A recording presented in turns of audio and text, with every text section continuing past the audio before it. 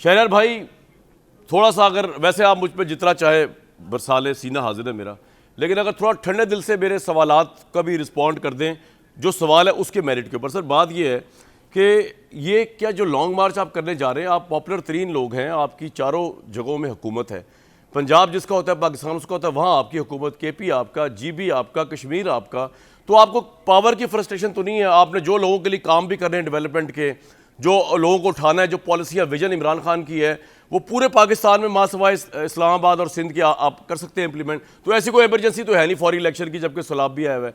तो अब लग ये रहा है कि ये लॉन्ग मार्च, ये थ्रेड, ये सब कुछ जो है, जीतने के बावजूद आप कह यही रहे हैं कि जी आर्मी चीफ मेरी मर्जी का हो या मैं उसका फैसला करूं, ये ना करें। सर ये तो एक इम्पॉसिबल शर्त है, गैर दस्तूरी, गैर जमहूरी। और इमरान खान साहब को प्रॉब्लम क्या है, इतने पॉपुलर होने के बावजूद क्यों इनसिक्योरिटी है कि आर्मी चीफ मैं लगाऊंगा? बिस्मिल्लाहिर्रहमानिर्रहीम। सबसे पहले आपका शुक्रिया सर। अच्छा, आजकल आपके इंट्रोडक्ट जो आप जिस तरह इंट्रो दे रहे हैं, आपने एक अपने ख़ुद अभी इंट्रो में एक वर्ड यूज़ किया, ऑब्सेस्ड। मैं चाहूँगा कि आवाम को एजुकेट किया जाए, ना कि हम लड़ें आपस में। आपने 3 वैलिड पॉइंट्स अपनी तरफ से उठाए हैं। सर नंबर 1, एक शख्स जिसको पाकिस्तान की सुप्रीम कोर्ट ने गॉडफादर कहा और 50 रुपए के स्टैम्प पेपर पे मुल्क से बाहर चले गए, बाहर बैठ के इजराइल के जेन्युइन जो उनके स्टेक होल्डर्स हैं, दुनिया की तमाम वो कौमें जो पाकिस्तान की बुनियाद के ख़िलाफ़ है, उनसे मिल रहे हैं। मोदी के साथ उनके रवाबित हैं। हिंदुस्तान की गवर्नमेंट कहती है कि हमने इन पे इन्वेस्टमेंट की है।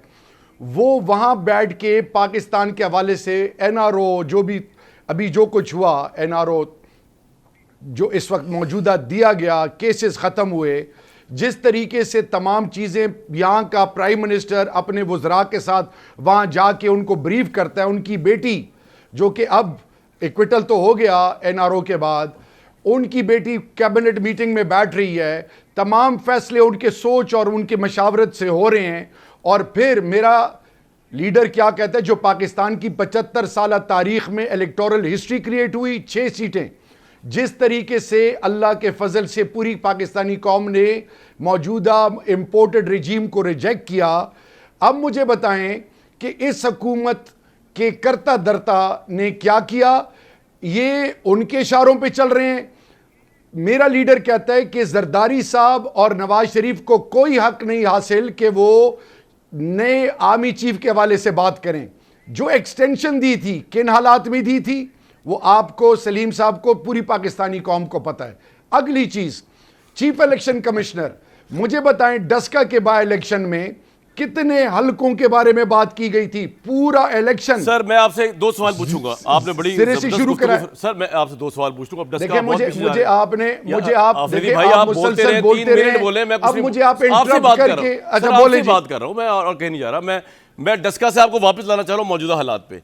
एक तो मैं डिस्क्लेमर दे दूं, आपने एक बहुत बड़ी बात कर दी दुनिया न्यूज़ के ऑन द फ्रंट के प्रोग्राम के प्लेटफॉर्म से, हम पे ना तौहीन अदालत लगी हो।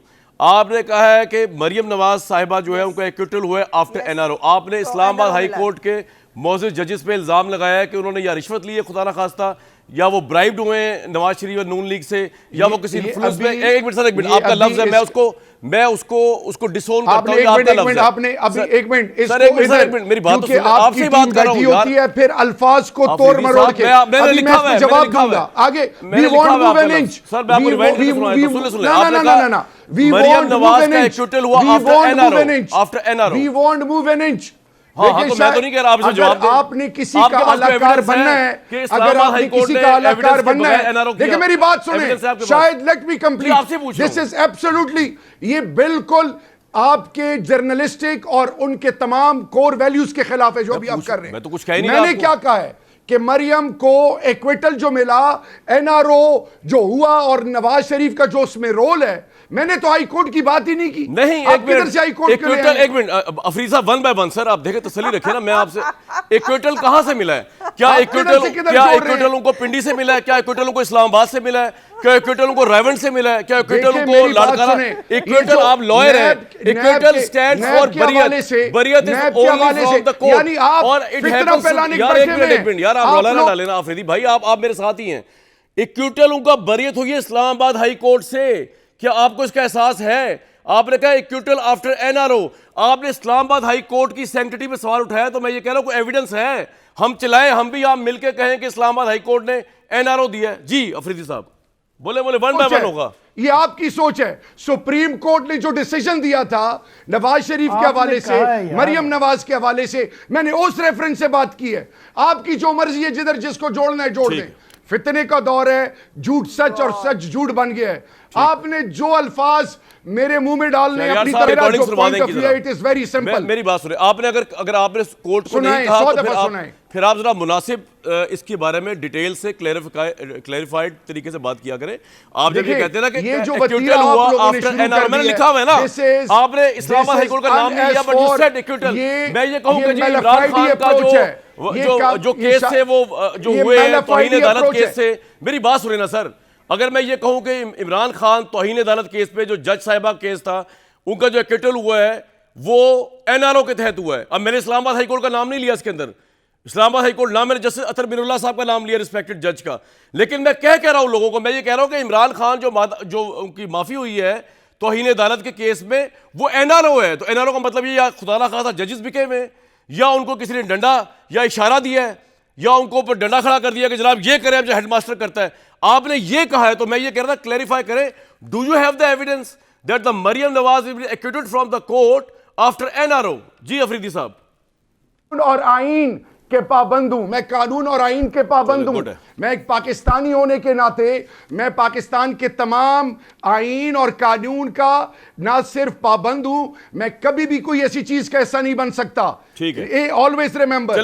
लेकिन अभी जो नया वतीरा स्टार्ट हो गया है, ये अल्फाज क्यों किधर से किधर चीज जोड़ देते हैं? आपने हमारे प्रोग्राम के प्लेटफॉर्म पे बात कही है, मैं कहीं से जोड़ ही नहीं रहा यार। ये रिकॉर्डिंग उठवा लेना, अफरीदी साहब समझ रहे शायद मैं उनको कोई करने की कोशिश कर रहा हूं। मैं आपको टारगेट नहीं कर रहा सर। आपके प्रोग्राम में आप मेरे लीडर के हवाले से, आप पाकिस्तान के हवाले से कुछ भी कह दें, जब आप हमें बुलाते हैं, आपसे बात हो रही है पिछले 10 मिनट सर। बोले मेरी बात सुने। नहीं बोले मैं आपके साथ जो एहतराम का रिश्ता है ना, I am highly disappointed honestly.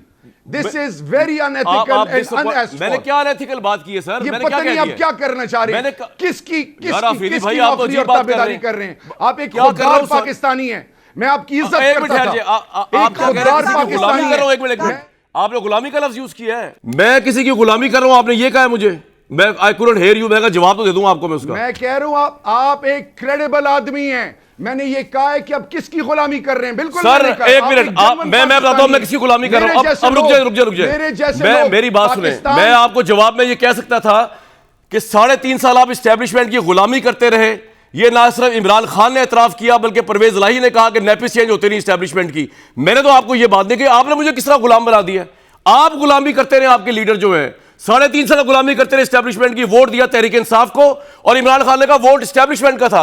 और मैं जो आपसे बात कह रहा हूं, मैं कोई स्कैंडलाइज नहीं कर रहा आपको, और मैंने कभी आपको किया भी नहीं। आपके इतने केस आए, वो वाला जो आपने एक केस बना दिया राना सनाउल्लाह पे, हमने तो कभी बिलो द बेल्ट डिस्कस नहीं किया। सुनवाएं जी, अफरीदी साहब ने क्या कहा है कोर्ट का नाम लिए बगैर, सुनवाएं।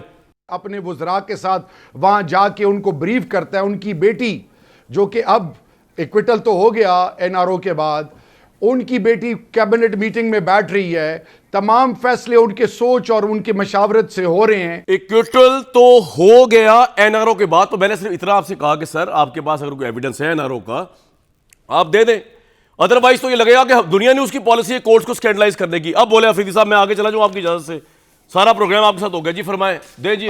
देखें जी, मेरे साथ नहीं हो गया, आप प्रोग्राम अपनी सोच के मुताबिक कर रहे हैं, आप करते जाएं, लेकिन प्लीज डू नॉट एसोसिएट, मेरे जबान में या मेरे मुंह में अल्फाज ना ठोसें प्लीज।